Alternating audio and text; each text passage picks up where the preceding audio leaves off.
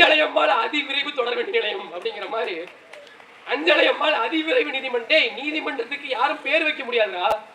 மதுரை உயர் நீதிமன்ற நிலையம், மாவட்ட நீதிமன்றம், குற்றவியல் நீதிமன்றம், மகளிர் நீதிமன்றம், குடும்ப நீதிமன்றம், சிறப்பு நீதிமன்றம், ஏன் நடமாடும் நீதிமன்றம் கூட கேள்விப்பட்டிருக்கீங்கன்னா அஞ்சால் அழுப்பு மருந்துங்கிற மாதிரி அஞ்சலையம்மாள் நீதிமன்றத்துக்கு பேர் வைக்க முடியாது. இவர் எங்கோ மறைந்தார், இங்குள்ள தமிழர் எல்லாம் ஒன்றாதல் கண்டேன்.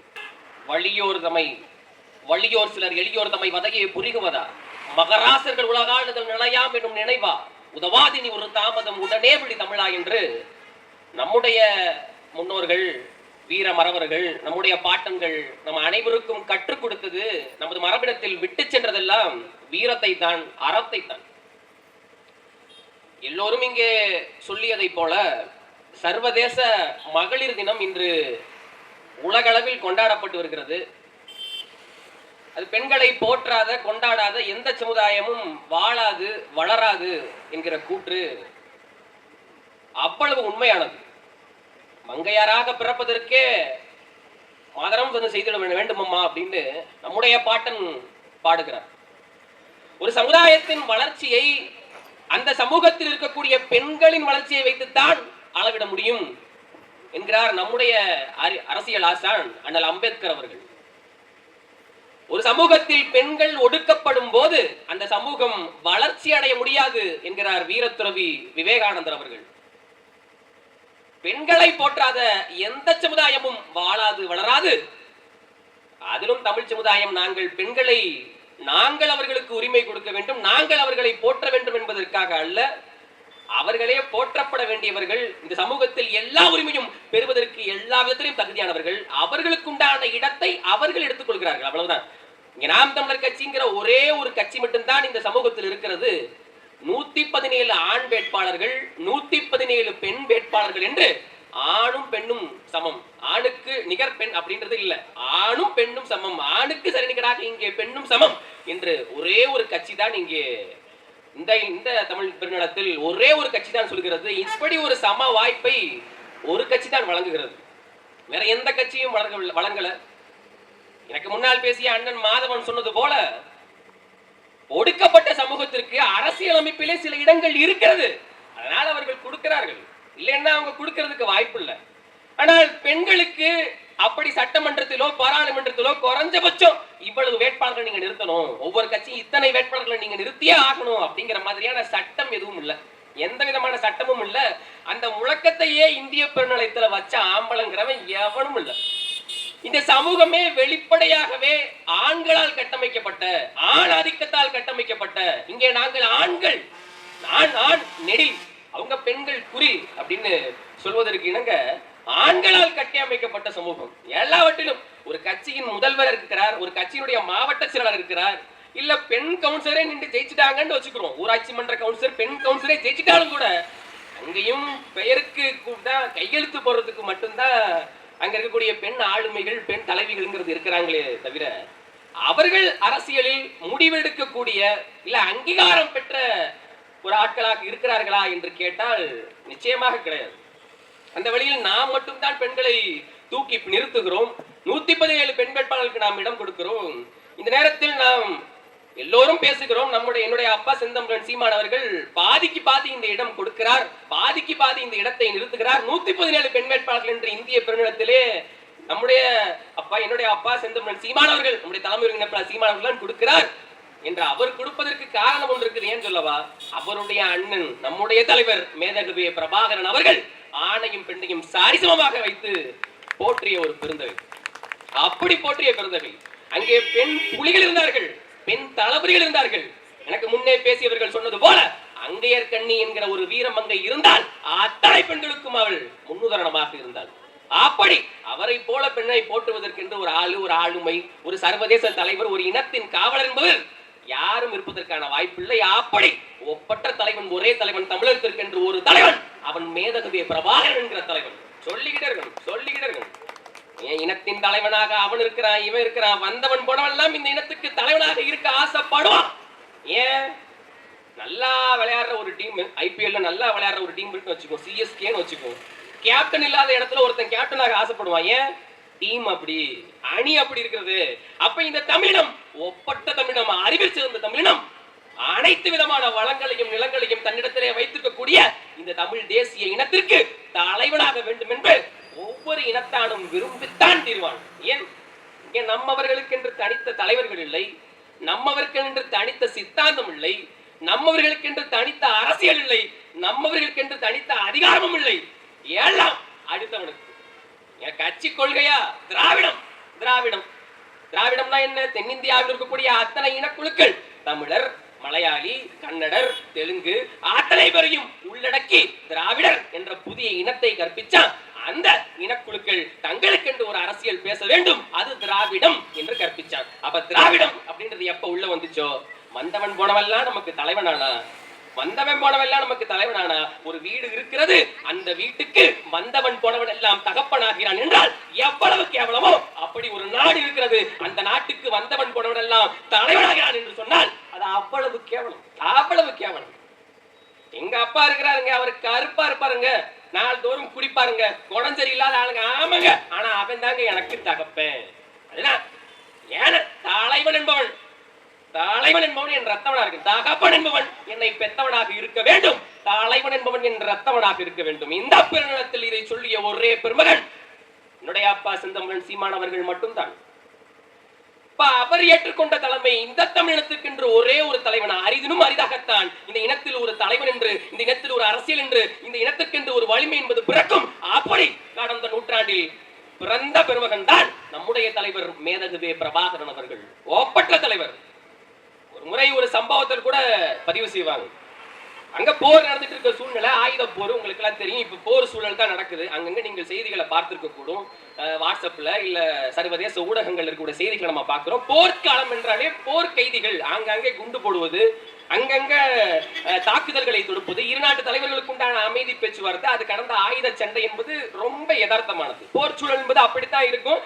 நாம் போரில் சிக்குண்ட போது பேசாத தவிக்காத இந்த ஊடகங்கள், இந்த உலக மன்றத்தினர் இன்று எங்கேயோ நடக்கின்ற ஒரு பிரச்சனைக்காக, எங்கேயோ நடக்கின்ற, எங்கேயோ கேட்கின்ற ஒரு அழுகுறலுக்காக இத்தனை ஆதங்கம் செய்கிறார்கள் என்பது போதான் ஒன்று புரிகிறது.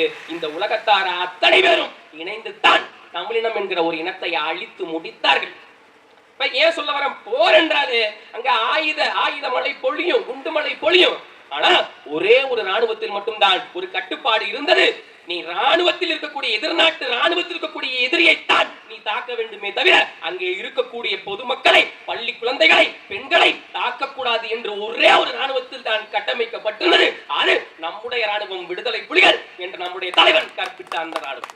ஒரே ஒரு ராணுவத்தில் தான் அந்த கட்டமைப்பு இருந்தது. சமூக எந்த குப்பைகளும் இல்லாத ராணுவம், ஆபாசங்கள் இல்லாத ராணுவம், போதை இல்லாத ராணுவம், உலகத்தில் எந்த ராணுவமாக இருக்கட்டும், ஏன் இந்திய ராணுவமாக கூட இருக்கட்டும், அங்கேயும் ஒழுங்கினங்கள் நடந்து இருக்கிறது. காஷ்மீர் பெண்கள் போராடி இருக்கிறார்கள், இந்திய ராணுவத்திடம் இருந்து எங்களை காப்பாற்றுங்கள் என்று காஷ்மீர் பெண்களை நிர்வாணமாக போராடி இருக்கிறார்கள். என்றாவது நீ ஒருத்தனுக்கு பிறந்திருந்தால் சொல்றா, சிங்கள பெண்கள் என்றாவது ஒரு நாள் இந்த தமிழ் வீரர்களிடமிருந்து எங்களை காப்பாற்றுங்கள் என்று போராடியதுண்டா? அப்படி ஒரு ஆபாச தாக்குதலை, ஒரு ஆயுத தாக்குதலை எங்களுடைய தலைவர் தொடுத்ததுண்டா? ஒரே ஒரு சம்பவம் தான். அப்ப அந்த போர் சூழல்ல கைதிகள்ங்கிறவங்க இருப்பாங்க, கைதிகள். அப்ப சிங்கள கைதிகளை புடிச்சிட்டு வந்து நம்மளுடைய இதுல வச்சிருக்கிறோம், நம்மளுடைய முகாமில் வச்சிருக்கிறோம். அப்ப தலைவர் ரொம்ப நல்லவர் இல்லையா, அநியாயத்துக்கு மகத்தான தலைவன் இல்லையா? அப்ப அந்த ராணுவ வீரர்கள், பிடிக்கப்பட்ட சிங்கள ராணுவ வீரர்களை சந்திப்பதற்கு அவருடைய மனைவிகளுக்கு அனுமதி விடுத்திருந்தார், மனைவிமார்களுக்கு அனுமதி. அப்ப ஒரு சிங்கள ராணுவ வீரனுடைய மனைவி அவரை வந்து சந்திக்கிறாங்க. அதுக்கு நம்முடைய படையிலேயே அதுக்கு நேரம் ஒதுக்கப்பட்டிருந்தது, அந்த சிறையிலேயே. அவ பார்த்துட்டு அவங்க வந்துட்டு திரும்பி போகும்போது சண்டை ஆரம்பிச்சிருது, போர் ஆரம்பிச்சிருது. ஏன்னா போர் பதற்றம் இருக்க சூழ்நிலை, எப்ப சண்டை ஆரம்பிக்குமே தெரியாது. இரவாயிட்டுச்சு, இருண்டு போயிருச்சு. இப்ப அந்த பெண் திரும்பியும் வீட்டுக்கு போவதற்கு என்பது வழி கிடையாது. இல்லைன்னா போனா ஏதாவது தாக்குதலுக்கு அவங்க உண்டாயிருவாங்க, இல்ல அந்த பழியும் சேர்த்து நம்ம சுமக்க வேண்டியது இருக்கும். அவங்க எதுக்காக ஆயிட்டுனா கூட அந்த பழியும் சேர்த்து நம்ம சுமக்க வேண்டியது இருக்கும். அப்ப என்ன செய்யறாங்க, விடுதலை புலிகளை சேர்ந்த நம்முடைய அண்ணன்மார்கள் அனுமதி அளிக்கிறார்கள். இன்ற ஒரே ஒரு இரவு தனிச்சிறையில் நீங்கள் உங்கள் கணவனோடு இருந்து கொள்ளலாம் என்கிற அனுமதி அங்கே வழங்கப்படுகிறது, ஒரு அனுமதி வழங்கப்படுகிறது. சரி, நடந்துருச்சு. அப்ப அடுத்த நாள் பாதுகாப்பாக அந்த பெண் காலை நேரம் விடிஞ்சதுக்கு அப்புறம் அவருடைய வீட்டுக்கு கொண்டு போய் விடப்படுகிறார். அந்த சிறை கைதி அந்த சிறையிலேயே தண்டனை காலம் முடியும் வரை கழிக்கும் வரை சூழ்நிலை ஏற்படுகிறது. ஒரு சில மாதங்கள், ஒரு சில நாட்கள் கழியுது. அந்த பெண் அழுது அழுது கொண்டு அந்த பெண் தலைவருக்கு ஒரு கடிதம் எழுதுகிறார். நான் அன்னைக்கு தனிச்சிறையில் என் கணவனோடு இருந்தேன். அதன் விளைவாக இன்று நான் கருவுற்றிருக்கிறேன். நான் கருவுற்ற விஷயம் இங்கே இருக்கக்கூடிய சிங்கள மக்களுக்கு தெரியாது.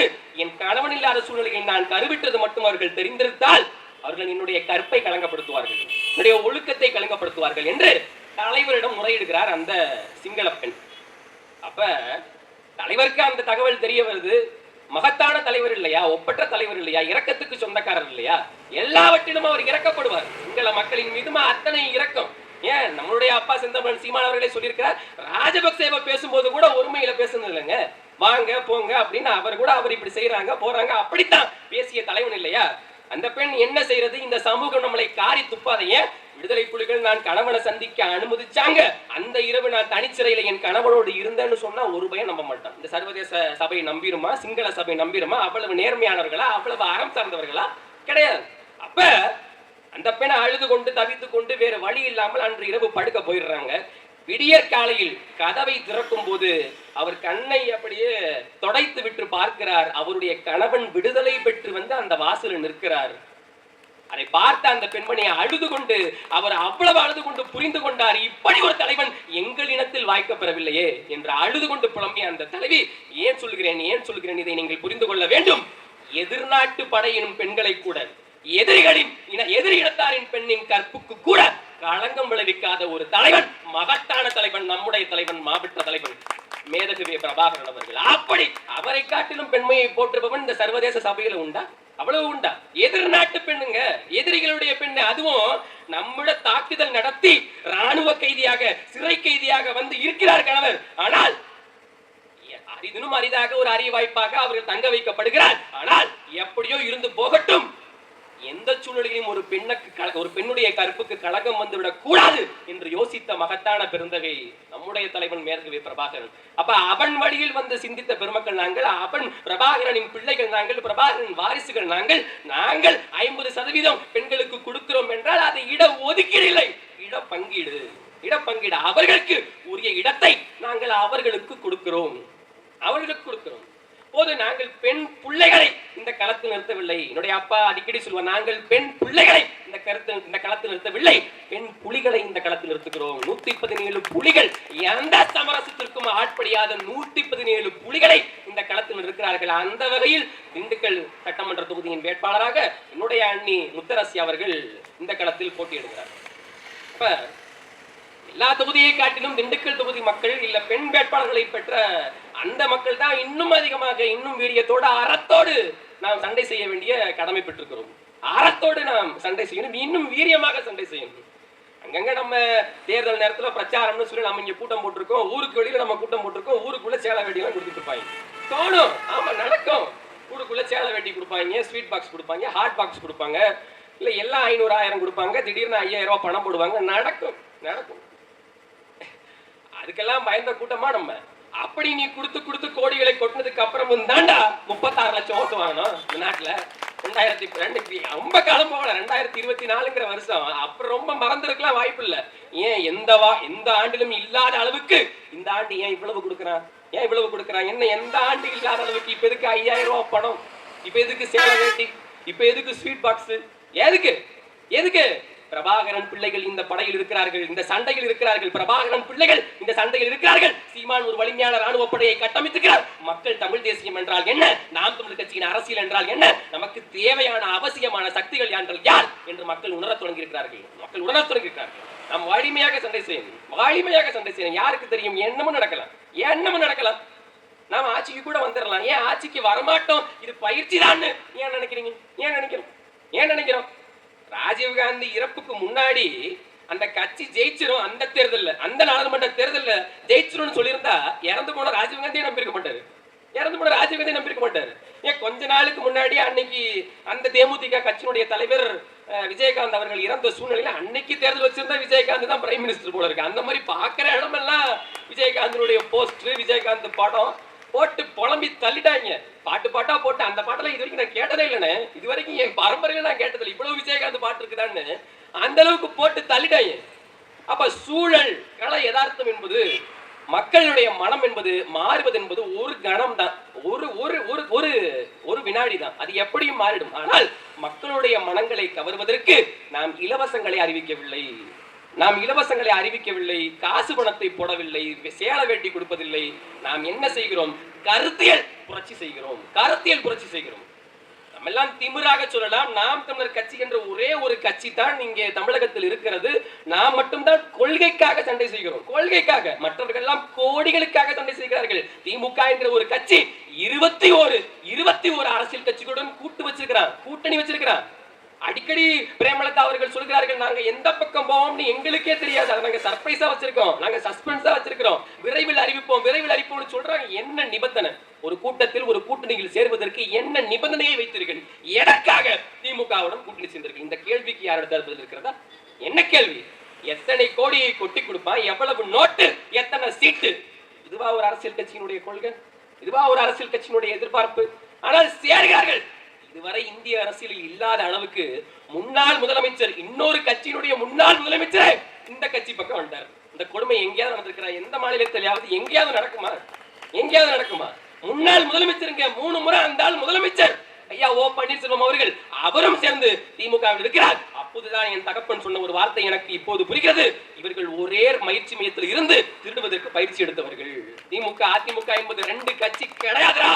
ஒரே பயிற்சி மையத்தில் இருந்து எப்படி திருடலான்னு பயிற்சி எடுத்து வந்தவர்கள் கூட்டமாக ஒன்று திரட்டி 21 கட்சிகள் நம்மை எதிர்ப்பதற்காக, தலைவர் படையை எதிர்ப்பதற்காக எப்படி 28 நாடுகள் ஒன்று சேர்ந்து படையை எதிர்த்ததோ அதே போல இன்று ஒன்று சேர்ந்து 21 கட்சிகள் ஒன்று சேர்ந்து சீமானின் படையை எதிர்த்து நிற்கிறது.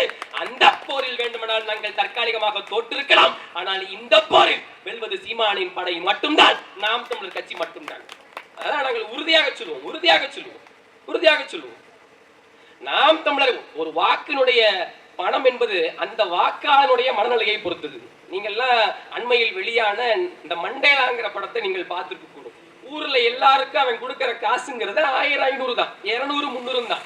ஆனா ஒரே ஒரு வாக்காளன் இருக்கிறான், அவனுடைய வாக்கை வைத்துத்தான் வெற்றி வாய்ப்பு என்று வருகிற போது அவனுக்கு கொடுக்கிற கார் என்ன, வசதி என்ன, வச்சு கொடுக்கிற கடை என்ன, போடுற பிரியாணி என்ன, என்னென்ன சலுகை எல்லாம் செய்யணுமோ திரைப்படத்துல வருது, அந்த காட்சி வருது, எல்லாம் செஞ்சு கொடுப்பாங்க.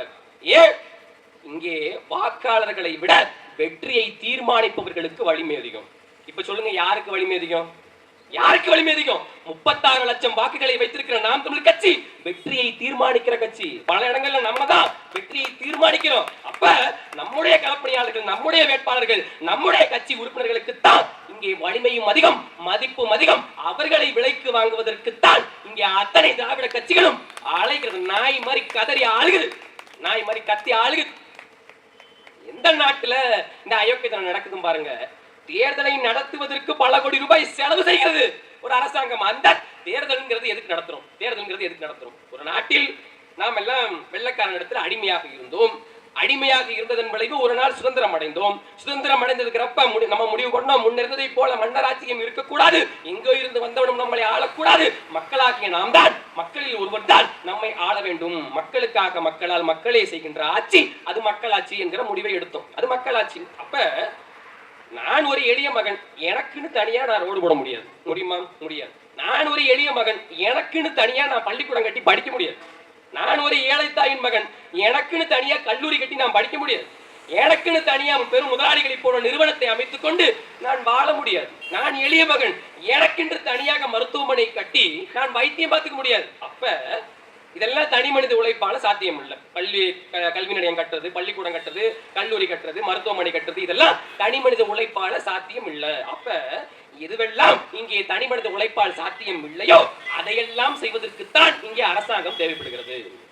பள்ளிக்கூடம் கட்டுறதுக்கு அரசாங்கம் வேணும், மருத்துவமனை கட்டுறதுக்கு அரசாங்கம் வேணும், ரோடு போடுறதுக்கு அரசாங்கம் வேணும், போக்குவரத்து வசதி செஞ்சு கொடுக்கிறதுக்கு, பஸ் விடுறதுக்கு அரசாங்கம் வேணும். இதெல்லாம் எளிய மக்கள், சாமானிய மக்கள், தனித்தனி ஆட்கள் அவர்களுக்கு என்று செய்து கொள்ள முடியாது. அப்ப மக்களாகிய நாம், குடியுரிமை பெற்ற இந்திய குடிகளாகிய நாம் நம்முடைய வரியை செலுத்துகிறோம். நேரடியாகவோ மறைமுகமாகவோ அவரவர் வருமானத்திற்குரிய, அவரவர் வரவு செலவுக்குரிய வரியை செலுத்துகிறோம். ஒரு பொருள் ₹1 சாக்லேட் என் தங்கச்சி வாங்குறான், என் தம்பி வாங்குறான், அந்த ₹1 சாக்லேட்ல கூட இன்டைரக்ட் டாக்ஸ் இருக்குது. இன்டைரக்ட் டாக்ஸ் இருக்குது, வரி இருக்குது, மறைமுகமான வரி இருக்கிறது.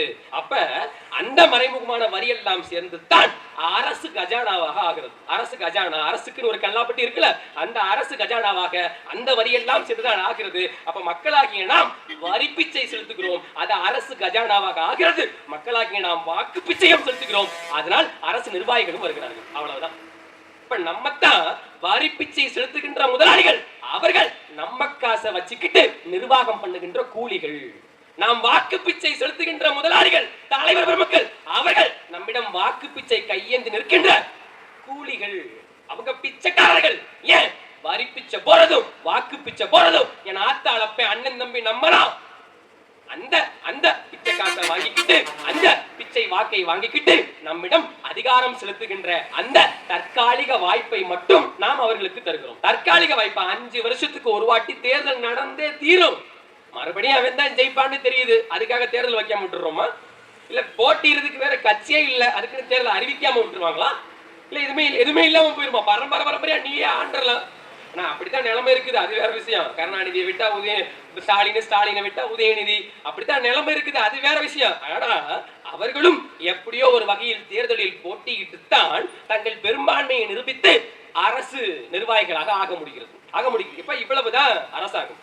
அப்ப ஒரு அரசாங்கம் அரசுக்கு வருவது என்பதற்கான காரணமே தனி மனித உழைப்பால் சாத்தியமாகாத இந்த கல்வி, இந்த மருத்துவமனை, இந்த மருத்துவம், இந்த சாலை, இந்த போக்குவரத்து, நம்ம நீர்வளம், நிலவளம், காட்டு வளம், கனிம வளம், மண்வளம், மலைவளம், இதெல்லாம் காப்பாற்றுறதுக்கு நம்முடைய பண்பாடு, கலாச்சாரம், நம்முடைய பெண்கள், அவருடைய பாதுகாப்பு, பாலியல் சீண்டல் இல்லாத ஒரு சமூகம், போதை இல்லாத ஒரு சமூகம், இவையெல்லாம் தனி மனித உழைப்பால் சாத்தியம் இல்லை. அதையெல்லாம் செய்வதற்கு தான் இங்கே ஒரு அரசாங்கம் தேவைப்படுகிறது. அப்ப அரசாங்கங்கிறது ஓசி பஸ் விடுறதுக்கு இல்ல, அதை புரிஞ்சுக்கணும். அரசாங்கங்கிறது இலவச பஸ் விடுறதுக்கும் இல்ல. அத்தராத்திரி நீ எந்திரிச்சு பார்த்து ஏடா 5000 போட்டுக்கிறான், எந்த லூசு பையில மாத்தி அனுப்பிச்சுட்டான் போல இருக்கு, எவன்னு தெரியல. அப்படின்னா லூசு பையல்ல ஐயா ஸ்டாலின் தான் மாத்தி அனுப்பல, பிளான் பண்ணி அனுப்பிச்சதுதான். 5000 போடுறாங்க. பீகார்ல ஒரு தேர்தல் நடக்குது. பீகார்ல அங்க பாஜக. இப்ப எல்லாரும் ஏன் திமுக வாக்களிக்கிறோம்? எல்லாரும் சொல்ற காரணம் பாஜக வந்துடக்கூடாது, பாஜக வந்துடக்கூடாது. கூட்டு வந்தவனே அவன் தான்டா, அந்த கொடுமை அவனுக்கு தெரியாது. அச்சுராஜான்னு ஒருத்தவர் அவரவரே மனநோயாளின்னு ஒத்துக்குவார். அந்த அளவுக்கு அவரு ரொம்ப கொடூரமான ஒரு குழந்தை வடிவில் ஒரு கொலைகாரன் அப்படின்னு சொல்றதுக்கு இல்லைங்க, ரொம்ப மோசமான ஆளு. அவரை முத சட்டமன்ற உறுப்பினராக்கிய அழகு பார்த்ததே கருணாநிதி தான், திமுகங்கிற கட்சி தான் 1998. அப்ப இந்த பிஜேபியை இங்க கொண்டு வந்ததே திமுக தான். அப்ப அதன் விளைவு என்ன ஆகுது பாருங்க. இருவரும் அரசியல் எப்படி ஒண்ணு சேருதுன்னு பாருங்க. பீகார்ல ஒரு தேர்தல் நடக்குது. பீகார்ல தேர்தல் நடப்பதற்கு 20 நாட்களுக்கு முன்பாக ஒவ்வொருவருடைய வங்கி கணக்கிலும் 10,000 ரூபாய் காசு விழுகுது. ஏன்னு கேட்டா, நீங்கள் வியாபாரம் செஞ்சு பொழைக்கிறதுக்காக வேண்டி இந்த 10,000 ரூபாய் தரும். இந்த 10,000 ரூபாய் வச்சுக்கிட்டு நீங்கள் வியாபாரம் சிறு குறு தொழில் செய்வதற்கான திட்டங்களை தீட்டி அந்த ப்ளூ பிரிண்டை, அந்த திட்ட வரைவை எங்களுக்கு சமர்ப்பியுங்கள். அது எங்களுக்கு பிடிச்சிருந்தா 2 லட்சம் போடுவோம், பிடிக்கலன்னா 10,000 கொடுப்போம். இந்த வடிவேல் சொல்ற மாதிரி இந்த டீல் எனக்கு ரொம்ப பிடிச்சிருக்கு அப்படின்னு மக்கள் எல்லாம் சேர்ந்து என்ன பண்ணாங்க, 10,000 ரூபாய் காசு போட்டான். போடுவேன்னு சொல்லல, போட்டான். யாரு? பாஜக காரன் போட்டான் அப்படிங்கிற விலை. அந்த இதுக்காக அவனுக்கு வாக்கு போட்டு பீகார்ல மறுபடியும் தேர்தலில் வெற்றி பெறுகிறது பாஜக. சரி, அது பீகாருடைய அரசியல். அதை இங்க இருக்கக்கூடிய திராவிட திருவாளர்கள், அந்த நடுநிலையாளர்கள், ஊடகவியலாளர்கள், அந்த திராவிட தலைவர்கள், திகாவை சேர்ந்தவர்கள், திமுகவை சேர்ந்தவர்கள் கொந்தளிச்சுட்டான். அப்புறம் இந்தியா கூட்டணியே வீழ்த்தி விட்டீர்களா? இந்தியாவே விழுந்து விட்டது. இது ஒரு ஜனநாயக படுகொலை. பணநாயகம் எழுந்து விட்டது. 10,000 20 நாளைக்கு முன்னாடி போட்டு நீங்க ஜெயிக்கிறீங்கன்னா எப்படி போட்ட நாடா நீங்க வச்சிருக்கீங்க அப்படின்னு கொந்தளிச்சு திட்டாங்க. ஒரு வாரமா சோசியல் மீடியா, சமூக ஊடகங்கள்ல, இல்ல ஒரு மெயின் ஸ்ட்ரீம் மீடியா, பொது ஊடகங்கள்ல இவ்வளவுதான் பேச்சுவார்த்தை. அது முடிஞ்சது. இப்ப நம்ம அரசியலுக்கு வருவோமே. தமிழ்நாட்டில் அரசியல் நடக்கிறது. சட்டமன்ற தேர்தலுடைய ஆண்டு வருகிறது. 2026 என்பது தேர்தல் ஆண்டாகத்தான் நீங்க நம்மவர்களால் பார்க்கப்படுகிறது. அப்ப தேர்தல் வருது அப்படின்னு தெரிஞ்ச உடனே பொங்கல் பரிசு 3000 ரூபாய் வந்து விழுகுது. 3000 ரூபாய் பொங்கல் பரிசு. ரேஷன் அட்டைதாரர்களுக்கு 3000 ரூபாய் பொங்கல் பரிசு. பரவாயில்லையே, ஆண்டு பிகினிங்கே ரொம்ப நல்லா இருக்குது, பிடிச்சிருக்கு ப்ரோ அப்படின்னு மக்கள் எல்லாம் அப்படியே பார்த்து சந்தோஷப்பட்டு இருக்க நேரத்துல பிப்ரவரி மாசம் வருது, 5000 ரூபாய் திடீர்னு வந்து விழுகுது. என் பக்கத்து டீக்கடையில உட்காந்துக்க எவனோ ஒரு லூசு பையன் 5000 மாத்தி விட்டான் தம்பி அப்படிங்கிற. ஐயா லூசு இல்ல, ஸ்டாலின். அப்ப கரெக்டா தான் சொல்லியிருக்கேன் அப்படின்ட்டு போயிட்டேன். சரி பரவாயில்ல, நமக்கு மாத்தி விட்டாரு. அப்ப 8000 ரூபாய், 3000 பிளஸ் 8000. அதுல ஜனவரி மாசம் மகளிர் உரிமை தொகைன்னு தனியா கொடுத்தாங்க. இது இல்லாம அது 9000. அந்த 1000 சேர்த்தா 9000. இப்ப வாக்குக்கு 500 1000 கொடுப்பாங்க. ஆக மொத்தம் 10,000. சிஎஸ் ஆக மொத்தம் 10,000. அப்ப 10,000 சேர்த்து போட்டா பாஜக, அதை பிரிச்சு போட்டா திமுக. அவ்வளவுதான். That's all your honour. திமுகவுக்கும் பாஜகவுக்கும் என்ன வேறுபாட்டை கண்டீர்கள் பெருமக்களே? என்ன வேறுபாட்டை கண்டீர்கள்? அங்க வறுமையின் காரணமாக கர்ப்பப்பையை வித்துறாங்க. வாடகை தாய் முறை எங்க? குஜராத்ல, பீகார்ல, உத்தரப்பிரதேசத்துல, இங்கெல்லாம் பாஜக எங்கெல்லாம் ஆளுகிறதோ குஜராத் மாடல் குஜராத் மாடல்ங்கிறாங்க. ஆனா அந்த குஜராத் மாடல்ல ஏற்பட்ட நிலைமை அங்க பிரதமர் மோடி அவர்கள் தான் அப்ப சீஃப் மினிஸ்டரா இருந்தார். அப்ப ஆல் இந்தியா புரோக்கரா இருந்தாரு. இப்ப இன்டர்நேஷனல் புரோக்கரா இருக்காரு. அவர் ஆல் இந்தியா புரோக்கரா இருந்த அந்த நேரத்துல, குஜராத் சீஃப் மினிஸ்டர் இருந்த நேரத்துல வாடகை தாய் முறை, கர்ப்பப்பையை வித்துறாங்க. வாடகை தாய் முறை வறுமையா. இங்க தமிழ்நாட்டுல கிட்னியே வித்துறாங்க. என்ன வித்தியாசத்தை கண்டுட்ட? வறுமையில கர்ப்பப்பையை வித்தா பாஜக, கிட்னியவே வித்துட்டா திமுக. நல்லா இருக்குல்ல? நல்லா இருக்கு. அங்க யூபியில அவர் ஒரு கிறுக்கரு, அவர் பேர் என்ன? யோகி ஆதித்யநாத். யோகி ஆதித்யநாத் அவர் என்ன பண்றாரு? இஸ்லாமிய பகுதிகள்லாம் எங்க இருக்குதுன்னு பார்த்து புல்டோசரை போட்டு இடிச்சிடுறாரு. புல்டோசருக்கு அவரே ஒரு பிராண்ட் அம்பாசடர். இஸ்லாமிய பகுதிகள் எங்கெல்லாம் இருக்குது, தனக்கு வாக்கு செலுத்தாதவர்களான தாழ்த்தப்பட்ட மக்கள், தேவேந்திர குல வேளாளர்கள், இல்ல பட்டியலினத்து மக்கள் எங்கெல்லாம் இருக்கிறார்களோ அதுக்கெல்லாம் தேடி தேடி ஊபியை சேர்ந்த, ஊபினா இந்த ஊபியில், இது வேற ஊபி, அந்த ஊபி உத்தரப்பிரதேசத்தை சேர்ந்த அந்த யோகி ஆதித்யநாத் அவர்கள் புல்டோசர் வச்சு இடிச்சிடுறாரு. சரி, அது பாஜக. இங்க தேடி தேடி நீர்நிலைகள் ஆக்கிரமிப்பு, அங்க பொது இடங்கள் ஆக்கிரமிப்பு, புறம்போக்கு நிலத்தை ஆக்கிரமிச்சிருக்கான்னு தேடி தேடி மக்களுடைய குடியிருப்புகளை இடிக்கிறது திமுக. தெரியுமா?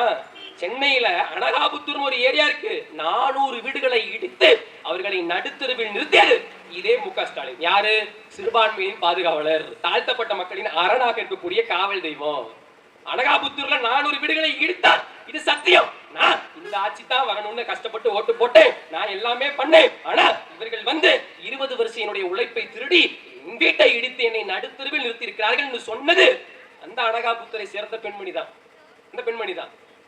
அது இல்லாம அம்மாபட்டினம் இங்க ஒரு ஊர் இருக்கு, புதுக்கோட்டை பக்கத்துல. புதுக்கோட்டை பக்கத்துல அம்மாபட்டினங்கிற ஊர்ல அதே மாதிரியே 40-50 வீடு இடிக்கிறான். பள்ளிவாசலுடைய முகப்பையும் சேர்த்து இடிக்கிறான். அது அப்புறம் வர சேர்த்து இடிக்கிறான். அப்ப அங்க இடிக்கிறான். அங்க இஸ்லாமியர்கள் தேடி தேடி இடிக்கிறான். தாழ்த்தப்பட்ட மக்கள் எல்லாம் தேடி தேடி இருக்கிறான். புறம்போக்கு நிலத்தெல்லாம் தேடி தேடி இருக்கிறான் ஒரு புறம்போக்கு. அது அங்க பாஜக. இங்க குடிநீர் நீர்நிலைகளா பார்த்து, நீர்நிலைகள் நம்ம தான் ஆக்கிரமிச்சிருப்போம். எஸ்ஆர்எம் காலேஜ் ஓனர் ஆக்கிரமிக்கல, அறிவாலயம் ஆக்கிரமிக்கல, கேஎன்ஆர் ஆக்கிரமிக்கல, ஐபிஎஸ்சாமி ஆக்கிரமிக்கல, திண்டுக்கல் சீனிவாசன் ஆக்கிரமிக்கல, எவன ஆக்கிரமிக்கல. ஆக்கிரமிச்சிருக்கிறது நம்முடைய சொந்தங்கள் தான் அப்படின்னு இங்கே இடிக்கிறான். ஆக்கிரமிப்புன்னு இங்கே இடிக்கிறான். இதுல என்ன வேறுபாட்டை கண்டீர்கள்? இடிக்கிறது ஒண்ணுதானே, ஆக்கிரமிப்புன்னு தெரிஞ்சதுல அப்புறம் என்ன புடுங்கிறதுக்கு அங்க ரேஷன் கார்டு கொடுத்த? ரேஷன் கார்டு கொடுத்த ஆக்கிரமிப்புன்னு தெரியுதுல, எதுக்கு இபி கனெக்ஷன் கொடுத்த? ஆக்கிரமிப்புன்னு தெரிஞ்ச எதுக்கு ஓட்டர் ஐடி கொடுக்குற?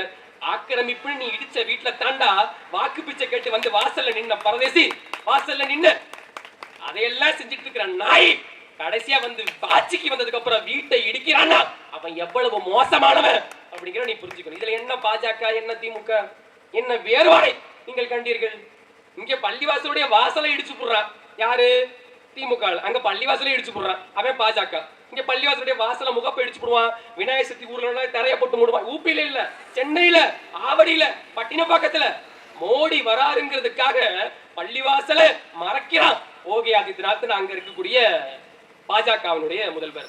இங்க மோடி வராருன்னு ராமேஸ்வரத்துல இருக்கிற மினாராவை இழுத்து மூடுது இருக்கக்கூடிய திமுக அரசு. ராமேஸ்வரத்துக்கு மோடி வராரா, அவர் கண்ணுக்கு அந்த கூம்பு இருக்குல்ல, பள்ளிவாசலுக்கு மேல ஒரு கூம்பு இருக்கும்ல, அது கண்ணை உறுத்துதான்.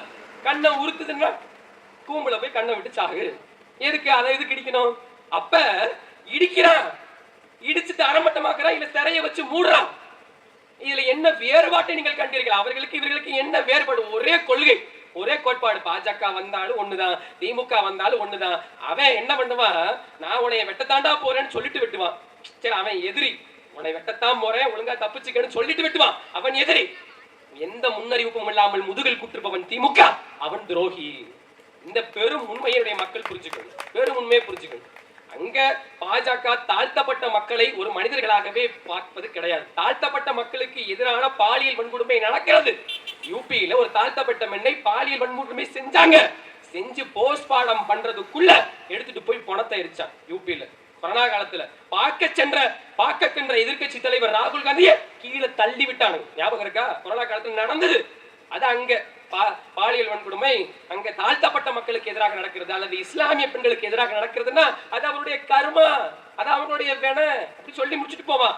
2 வயசு குழந்தை நம்முடைய பிள்ளையை திமுக நிர்வாகியை கற்பழித்துக் கொள்கிறார். அமைதி காக்கிறதா இந்த ஊடகம், இந்த உலகம்? தமிழ்நாட்டில் ஒருத்தம் பேசல. 2 வயசு புள்ள, பால் குடி கூட மறக்காத புள்ள, 2 வயசு பிள்ளைய பாலியல் வன்கொடுமை செய்கிறது. அந்த நாய நேரம் தூக்குல போட்டு கொண்டுக்கணுமா வேணாமா? கொண்டுக்கணுமா வேணாமா? இங்க அங்க கர்மான்னு சொல்லிடுவாங்க, அது அவருடைய விதி, அது கர்மா அப்படின்னு விதியை சொல்லிடுவான். இங்க சொல்ல மாட்டான், அமைதியா இருந்துக்குவான். அவன் விதிப்படி நடக்கட்டும், நம்ம எதுவும் பண்ண முடியாது. ஏன்னா நமக்கு காங்கிரஸை தக்க வச்சுக்கிறது இப்ப ரொம்ப முக்கியம். 25 தொகுதி போன வாட்டி கொடுத்தாங்க யாருக்கு? காங்கிரஸுக்கு.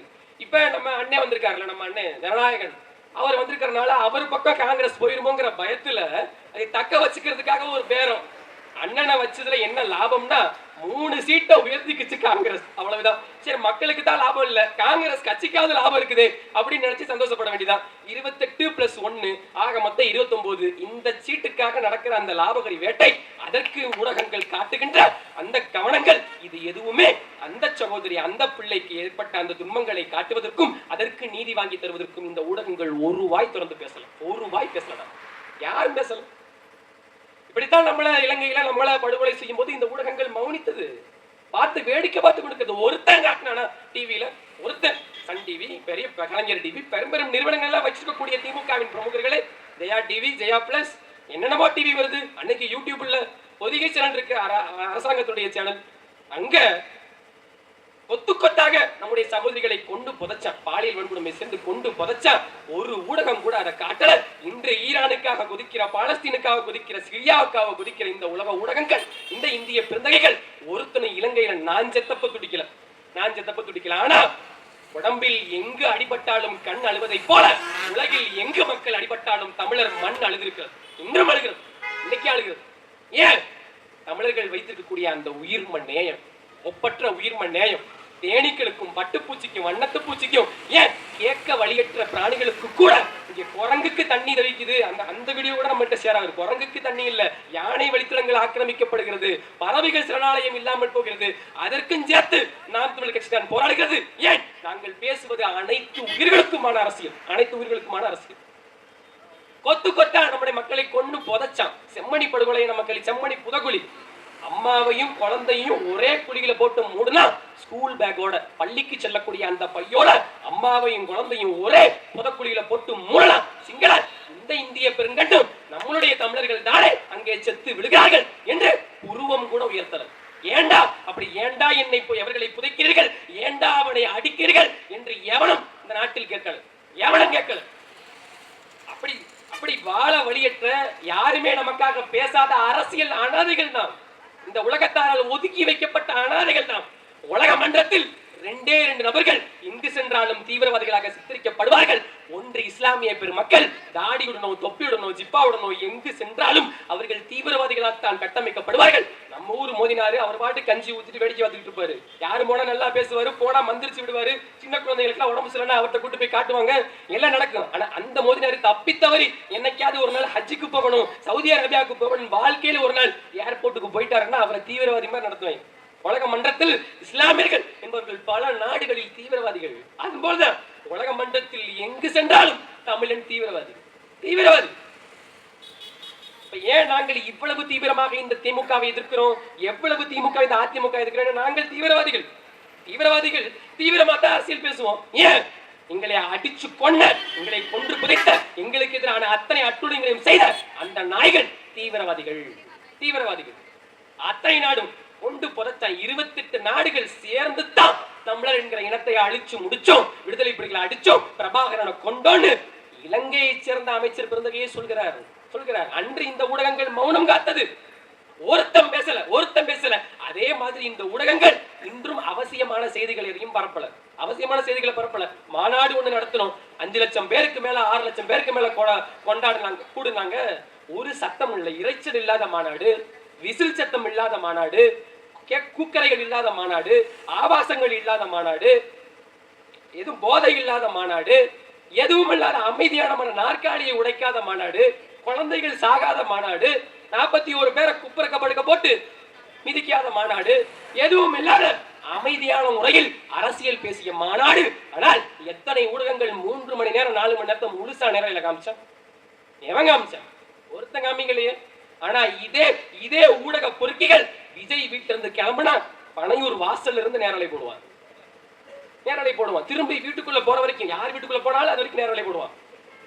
திரும்பி பனையூருக்கு தான் போவாருன்னு இல்ல, போடுவான். அப்ப இந்த இந்திய வல்லாதிக்கத்திற்கு ஒரே ஒரு கொள்கை, அது தமிழர் என்கிற இனத்தை அழித்து முடிப்பது. அது மட்டும்தான். ஏன் இவ்வளவு சொல்றேன்? ஏன் செத்து பிணமாகும் போதும் நாம் இனமாகத்தான் இருக்கிறோம். இலங்கையில் அத்தனை தமிழர்கள் செத்தார்கள், இத்தனை தேவேந்திரர்கள் செத்தார்கள். 10,000 தேவேந்திரர் செத்தான், 10,000 தேவர் செத்தான், 5,000 இஸ்லாமியர் செத்தான், 5,000 கிறிஸ்துவர் செத்தான், 5,000 நாடார் செத்தான், 5,000 தாழ்த்தப்பட்ட மக்கள் செத்தான், அல்ல 5,000 பல்லன் செத்தான், பறையன் செத்தான். இப்படி எல்லாம் செய்தி போடல. பல லட்சக்கணக்கான தமிழர்கள் செத்தார்கள் என்றுதான் செய்தி போட்டான். செத்து பிணமான பின்பும் நாம் இனமாகத்தான் இருக்கிறோம்ங்கிறத நீங்க புரிஞ்சுக்கணும். அப்ப எவனோ தமிழ் தானே எனக்கு என்னன்னு எல்லாரும் படுத்துட்டான். தேவேந்திரனும் படுத்தான், தேவனும் படுத்தான், நாடாரும் படுத்தான், மண்ணானும் படுத்தான், கோளாரும் படுத்தான், எல்லாரும் மண்ணியனும் படுத்தான், சக்கிலியனும் படுத்தான், பல்லனும் படுத்தான், பறையனும் படுத்தான், எல்லாரும் படுத்தான். ஏன்? ஊடகத்தில் செய்தி வந்தது, இத்தனை தமிழர்கள் செத்தார்கள், 2 லட்சத்துக்கு மேல தமிழர்கள் செத்தார்கள் அப்படின்னு செய்தி வந்தது. செத்து பிணமான பின்னும் நாம் இனமாகத்தான் இருக்கிறோம். அப்ப வாழ்ற காலத்துல இனமா வாழ்ந்து தொலைச்சா என்ன அப்படிங்கிற கேள்வி எழுப்பு. அவன் தேவேந்திரரு, அவன் வண்ணாரு, அவன் பறையரு. இந்த தொகுதி வேட்பாளர் யாருப்பா? இந்த தொகுதியில ஆதிக்க சாதி எவன்பா? அப்படி பார்த்தாடா எங்க அப்பன் சீட்டு கொடுத்தான்? அப்படி பார்த்தா எங்க அப்பன் சீட்டு கொடுத்தான்? இல்லையே.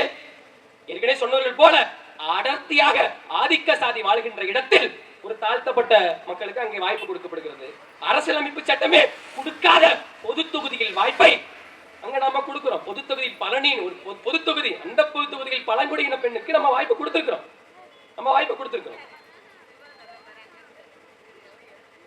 அந்த மாதிரியான அரசியல் செய்பவர்கள் நீங்க நாம் தான். ஏன்? நாம் இனத்திற்கானவர்கள், நாம் பணத்திற்கானவர்கள் அல்ல. தமிழர் என்கிற பெருமை மிகுந்த இனத்திற்கானவர்கள். இங்க ஒண்ணுதான். இங்க சின்ன பிள்ளைங்க எல்லாம் இருக்காங்க, நம்முடைய அக்காமரங்களா இருக்காங்க. சுட்டி டிவில டோரா புஜின்னு ஒண்ணு போடுவான். டோரா எக்ஸ்ப்ளோரர் அப்படின்னு ஒண்ணு போடுவான். அதுல என்ன ஆகும்? டோரா ஒரு இடத்துல இருந்து இன்னொரு இடத்துக்கு போகணும். அப்ப டோராக்கு ஒரு இலக்கு இருக்கு, போறதுக்கு ஒரு இலக்கு இருக்கு.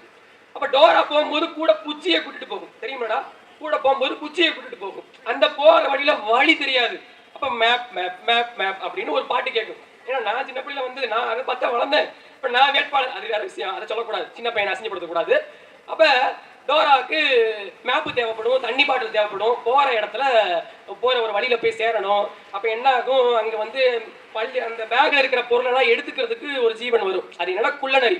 அப்ப டோரா சொல்ல இந்த குள்ளநரி இங்கதான் இருக்குதா பாரு, குள்ளநரி திருடக்கூடாது, குள்ளநரி திருடவே கூடாது அப்படிங்கறதெல்லாம் சொல்லும். இப்ப இப்படி வச்சுக்குவோம். அந்த டோரா தான் இங்க நம்ம கூட இருக்கிற புஜ்ஜி தான் நம்ம கட்சி. சரியா? நமக்குள்ள எப்பயும் அரணா இருக்கும், நம்ம கூடவே இருக்கும். அந்த குள்ளநரி தான் இந்த இந்தியம் என்கிற திராவிடம் என்கிற பெரும் குள்ளநரிகள். அந்த குள்ளநரிகளிடம் இருந்து நம்முடைய வளத்தை காப்பதற்கும், இழந்த வளத்தை மீட்பதற்கும், இருக்கிற வளத்தை காப்பதற்கும் நமக்கு மக்கள் சக்தி தேவைப்படுகிறது. அதனால்தான் மக்களிடம் கேட்கிறோம், சொல்லுங்க குள்ளநரி திருடக்கூடாது அப்படின்னு. அதுக்குத்தான் சொல்றோம். அப்ப ஆனாலப்பட்ட டோராவுக்கே போற இடம் போய் சேர்றதுக்கு ஒரு மேப்பு தேவைப்படுது.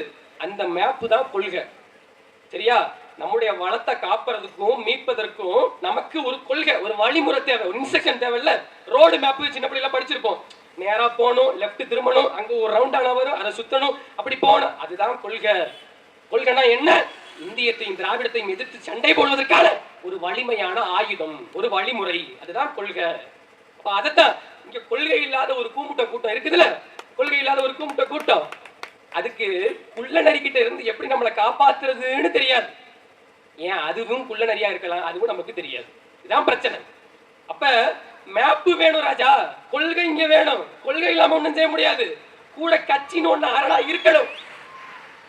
போற பாதையில தெளிவான சிந்தனை இருக்கணும். இதுதான் ஒரு கட்சிக்கு அவசியம். அந்த கட்சி, அந்த தெளிவும் திராணியும் அறத்தையும் நேர்மையும் பெற்ற ஒரே கட்சி அது நாம் தமிழர் கட்சி. நம் ஒருவரிடத்தில் தான் கொள்கை என்று ஒன்று இருக்கிறது. இந்த சண்டை 12 காலமா நம்ம நடந்துட்டு இருக்கிறது ஆரியத்துக்கும் இந்தியத்துக்கும் திராவிடத்துக்கும் எதிரான சண்டை. இந்த சண்டையில் நாம் பிரிஞ்சு இருந்தோம்னா அவன் நம்மளை பிரிச்சு ஆளுவான். திண்டுக்கல் தொகுதியில அவன் பெரும்பான்மையாவே இருக்க மாட்டான், ஆனா அவன் தான் ஆளுவான். மதுரை தொகுதியில அவன் பெரும்பான்மையா இருக்க மாட்டான். ஆனா அவன் தான் ஆளுமா. தமிழ்நாடு முழுக்க அவன் பெரும்பான்மை கிடையாது. கருணாநிதி குடும்பத்தை ஒரு ஆம்னி பஸ் மொத்தத்துல அடிச்சு முடிச்சிடலாம். அதுல போதும், ஒரு ஆம்னி பஸ்ல அடங்கிடுவாங்க. ஆனா 3 தலைமுறை அவன் நாட்டை ஆள்றான்னா தமிழராக பிறந்த நாம் சாதியாக மதமாக பிரிஞ்சிருப்பதுதான் காரணம். சாதியாக மதமாக இங்க நாம் பிரிஞ்சு நின்றோம், அதனால அவர்கள் வென்றோம் என்று போயிட்டாங்க.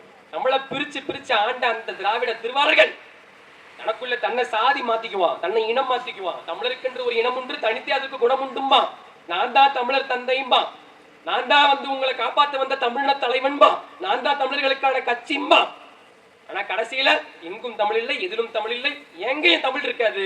தமிழ் படிச்சா வேலை கிடைக்காது, தமிழ் படிச்சா சோறு கிடைக்காது. தமிழர்கள் யாருக்கும் அரசியல் அங்கீகாரம் அதிகாரங்கிறது கிடையாது. 12, 13 தெலுங்கு பேசுற மக்களை அமைச்சர் பெருமக்களாக வைத்திருக்கின்ற இவர்கள் எத்தனை தாழ்த்தப்பட்டவர் அமைச்சராக வச்சிருக்கிறார், எத்தனை தமிழர்கள் இஸ்லாமியர்கள் எத்தனை அமைச்சராக வச்சிருக்கிறார், எத்தனை வண்ணார் சமூகத்தினர் அமைச்சராக வச்சிருக்கிறான், எத்தனை வன்னியர் சமூகத்தை அமைச்சராக வச்சிருக்கிறான், எத்தனை தேவேந்திர குல வேளாளர்களை அமைச்சராக வைத்திருக்கிறான் அப்படிங்கிற கேள்வி எழுப்பணும். கருணாநிதி வீட்டிலேயே 4-5 அமைச்சர். இப்ப என்ன பண்ணுவான், இதெல்லாம் யோசிக்க விடாம இலவசங்களை நம்ம மேல திணிப்பான். சேலை வெட்டி கொடுக்கறது, ஹாட் பாக்ஸ் கொடுக்கறது, காசு கொடுக்கறது, இந்த இலவசங்களை திணிப்பான். எப்படிப்பட்ட சமூகம், முப்படை கட்டி ஆண்ட சமூகம், தலைவனும் தலைவியும் சோறாக வடித்து கொட்டிய அந்த வடி தண்ணி ஆறாக தெருவில் ஓடியதுன்னு சொல்றதுக்கு எனக்கு ஊருக்கே ஆக்கி போட்ட ஒரு தலைமுறை இன்று சோறுக்காக அவனிடத்தில் பிச்சை எடுத்து இருக்கிறது. நமக்கு வாக்கு செலுத்துபவர்கள் கூட பொதுவெளியில் வராமல் இருப்பதற்கு காரணம் என்ன தெரியுமா? நமக்கு வாக்கு செலுத்தக்கூடியவர்கள் கூட பொதுவெளியில் நம்மோடு வந்து நிற்பதற்கான காரணம் அவனுக்கு கொடுக்கிற அந்த இது போயிடும்.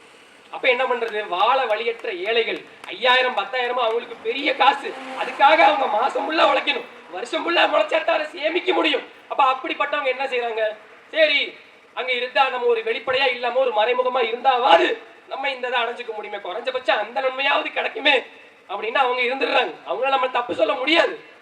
ஆனா நம்ம ஒண்ணு புரிஞ்சுக்கணும், நம் தாய் தகப்பன்கள், நம் அண்ணன் தம்பிமார்கள், நம் இனத்தவர்கள் எல்லாம் இன்று வெளிப்படையாக வருவதற்காக நாம் வளர வேண்டிய தேவை இருக்கிறது. நாம் எப்படி வலிமையான சக்தியாக இந்த நாட்டில் வளர்கிறோமோ அப்பத்தான் நம் இனத்தான், நம்ம சொந்தக்கார எல்லாம் நம்மோட வந்து நிப்பான். தமிழர்களுக்கென்று நம்மளை வீழ்த்தியது இலங்கை படையோ இந்திய படையோ இல்ல பெரும் வல்லாதிக்க படையோ கிடையாது. தமிழர்கள் நாங்கள் வீழ்ந்ததற்கு காரணம் வள்ளுவன் என்கிற நமது பாட்டன். ஏன் அவன் தான் அறத்தை கற்பிச்சு கொடுத்தான். அவன் அறத்தின் வழி நின்று சண்டையிட்டதால் தான் நாம் தோற்று போனோம். அறத்தை நம்மிடம் இருக்கிற அந்த அறம் தான் நம்மை தோற்கடித்தது. காமராஜர் ஏன் தோற்று போனார்? அவர் கடைபிடித்த அறம் தான் அவரை தோற்கடித்தது. அப்படி தமிழர்கள் நாங்கள் எத்தனை முறை தோற்றாலும் சரி, நான் ஏற்றிருக்கிற அறத்தின் வழி நின்று நாங்கள் தோற்க மாட்டோம், நேர்மையாகத்தான் இங்கே சண்டை செய்வோம் என்று இந்த களத்தில் இருக்கிறோம். எங்களிடம் கொடுப்பதற்கு கோடிகள் இல்லை, ஆனால் உயர்ந்த கொள்கைகள் இருக்கிறது, உயர்ந்த சித்தாந்தங்கள் இருக்கிறது. உங்களுக்காக வலிமையாக சண்டை செய்யும், நீங்கள் எங்களை வெல்ல வைக்காவிட்டாலும் உங்களுக்காக போராடுகின்ற வலிமையான நெஞ்சுரமும் வீரமும் மானமும் நாம் தமிழர் கட்சி படையினர் எங்களிடம் தான் இருக்கிறது. எவ்வளவோ நாங்கள் திராவிட கட்சிக்கு போயிருந்தா இல்ல இந்திய கட்சிக்கு போயிருந்தா வசதியா வாழ்ந்துட முடியும், நிம்மதியா தூங்கிட முடியாது. அதான் பிரச்சனை, நிம்மதியா தூங்கிட முடியும். என்ன மாதவன் இருக்கிற திறமையான வழக்கறிஞர், திமுகவுக்கு போனா ஸ்டாலினை விட நல்லா பேசுவார், உதயநிதியை விட நல்லா பேசக்கூடிய ஆள் தான், ஐபிரிய சமயம் கூட நல்லா பேசுற ஆள் தான். ஏன் இங்க இருக்கிறான்? அறத்தின் வழி நின்று சண்டை செய்கின்ற பெருமக்கள் தான். அறத்தின் வழி நின்று இந்த கூட்டத்தை ஏற்பாடு செய்ததே அண்ணன் சிவசக்தி அவர்கள். ஏன் ஊர்ல யாருமே வராத அக்கறை ஏன் எங்க அண்ணனுக்கு வந்துச்சு? அறத்தின் வழி நின்று சண்டை செய்கின்ற பெருமக்கள் நாம். அறத்தின் வழி நின்று நேர்மை, தமிழர்கள் காத்தின்ற அந்த நேர்மை. ஏன் 100 கோடி ரூபாயை நீங்க முதலீடு செஞ்சா ஆட்சிக்கு வந்து அந்த 100 கோடி ரூபாயும் போட்டதை எடுக்க வேண்டிய தேவை வரும்.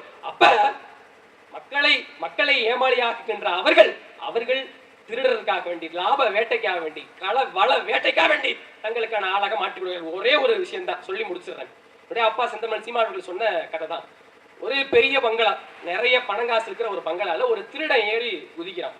இந்த திருடன் ஏறி குதிச்சதுக்கு அப்புறம் உள்ள பாக்குறா ஒரு நாய் இருக்கு, பயங்கரமான நாய், கடிச்சு பிடும் போல கவிப்பிடும் போல, எங்க கவும்னு தெரியாது, அப்படி ஒரு நாய் நிக்குது. அப்ப அவனும் நாயை பார்க்க, நாய் அவனை பார்க்க, நான் அவனை பார்க்க, அவன் என்ன பார்க்கங்கிற மாதிரி பார்த்துக்கிட்டு நிக்குது. அப்ப அவன் என்ன செஞ்சான், கடிச்சிருமோங்கிற பயத்துல பிஸ்கட் பாக்கெட்டை தூக்கி போட்டான். உடனே நாய் சுதாரிச்சு பாஞ்சு போய் அவனை கடிச்சிச்சு. அப்ப நாய்கிட்ட கேட்டான், இவ்வளவு நேரம் கடிக்கல, இப்ப ஏன் கடிச்ச அப்படின்டா, நீ என் முதலாளிக்கு வேண்டப்பட்டவனா இருப்பியோ இல்ல இந்த வீட்டுக்கு சொந்தக்காரனா இருப்பியோன்னு நினைச்ச, நீ எப்ப பிஸ்கட் அட்டி போட்டியோ அப்ப தாண்டா நினைச்ச நீ திருடன்னு அப்படின்னு அந்த நாய்க்கு இருக்கிற அறிவு கூட நாட்டு மக்களுக்கு இல்ல அப்படிங்கறத மன வேதனையை நீ சிந்திக்கணும்.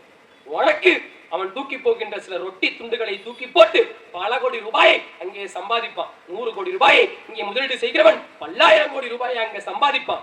இப்ப நேர்மையா களத்துல எந்த விதமான தேர்தல் ஆணையம் 40 லட்சம் செலவு செய்யலான்னு அனுமதிக்குது. ஆனா அந்த தேர்தல் ஆணையம் அனுமதிக்கிற அந்த காசை கூட செலவு செய்ய முடியாத வக்கட்ட நிலைமையில தான் உன் பிள்ளைங்க நாங்கள் இருக்கிறோம். அங்க சீட்டுக்கு கூட காசு, தேர்தலில் போட்டிக்கிறதுக்கு அந்த தொகுதியில நிக்க சீட்டுக்கு காசு. நான் இல்லைன்னா ஓட்டு வீடுல இருக்கிற நான் தாண்டா வேடசுந்தர் வேட்பாளரு. ஆமா, பல கோடி ரூபாய் நோட்டு வச்சிருக்கிறவன் இல்லை இங்க வேட்பாளரு. ஏன் ஓட்டு வீட்டுல இருந்தா ஓட்டு போட மாட்டானா? மழை பெஞ்சா எங்க வீட்டுல நாலாபுரமும் ஒழுகுண்டா, நான் தாண்டா வேடசுந்தர் வேட்பாளர். ஏவனா தில்லு இருந்தா சொல்றா, திமுக அதிமுக பாஜக காங்கிரஸ் இருக்கிறவன் நான் ஏழை தாயின் மகன், ஏழையின் பிள்ளை, முதல் தலைமுறை பட்டதாரி, முதல் தலைமுறையாக இப்பத்தான் அரசியல் களத்தில் வந்து மேடையில் ஏறி பேசுகிறேன், அரசியல் கட்சியின் பிரதிநிதியாக இருக்கிறேன், எனக்கு என் கட்சி வாய்ப்பு கொடுத்து தேர்தலில் போட்டியிட வைக்கிறது ஆம்பளையா பிறந்த ஒரு திராவிட திருவள்ளாவும் சொல்றேன். நான் சொல்லுவேன் இஸ்லாமிய தொகுதியே இல்லாத ஒரு தொகுதி வேடசுந்தர் தொகுதி. கணிசமாக இஸ்லாமிய மக்களே வாழல. அங்க எங்க அப்பா என்னை நிக்க வச்சான்னா நான் இஸ்லாமிய மகன் பார்த்து நிக்க வைக்கலடா, அவன் ஏன் மகன் பார்த்து தான் நிக்க வச்சான். அதை புரிஞ்சுக்கணும். அப்ப சாதி பார்க்காத மதம், என்னை புது வேட்பாளராக என் கட்சி நிறுத்தல, எல்லா சமூகத்துக்குமான பொது வேட்பாளராக தான் கட்சி நிறுத்துச்சு. இப்படித்தான் என்னுடைய அண்ணி முத்தரசி அவர்கள் இங்கே எல்லா சமூகத்துக்குமான பொது வேட்பாளராக அறிவிக்கப்பட்டிருக்கிறார்கள். படித்தவர்கள், பண்பானவர், இல்லத்தரசி, வீட்டை எப்படி ஒழுக்கமா நடத்தணும்னு தெரிஞ்ச இல்லத்தரசிக்கு தான் நாட்டை எப்படி நடத்தணுங்கிறது தெரியும். ஏன்னா அவங்களுக்கு தான் எல்லாம் தெரியும். தாய்மார்களுக்கு தெரியாத விஷயங்கிறது இங்க எதுவும் இல்லை. இந்த தாய் நாட்டை காப்பாற்றுவதற்கான ஒரே வழி, இந்த மாதிரியான ஒரு தாய் குலத்திற்கு நீங்க போடுற வாக்கு, நீங்கள் செலுத்துகின்ற ஒவ்வொரு வாக்கும் நாளை ஒரு நல்லதொரு மாற்றத்தை உருவாக்கும். அதை நீங்க புரிஞ்சுக்கணும். அதை புரிஞ்சுக்கணும். இன்னும் வலிமையா சண்டையிடுவோம், அறத்தின் வழி நின்று சண்டையிடுவோம். ரொம்ப பொதுக்கூட்டமா இல்லாதனால சின்ன கூட்டமா முடிஞ்சிருச்சு. இங்க நேரமும் கம்மியா தான் இருக்கு. இதுக்கு மேல பேச முடியாது. இன்னும் பேசுவதற்கு நிறைய கருத்துக்கள் இருக்கிறது. இங்க இருக்கக்கூடிய சின்ன சின்ன பிள்ளைங்க, நம்முடைய அக்கா தங்கச்சிங்கெல்லாம் இருக்கிறதுனால டோரா புசி கதை இதெல்லாம் சொல்லி நம்ம பேசி எப்படியாவது அடுத்த தலைமுறைக்கு இதை கடத்திடணும்னு ரொம்ப ஆவேசப்பட்டு தான் இந்த வேலையை நம்ம செய்யறோம். இந்த வேலையை செய்யறோம்.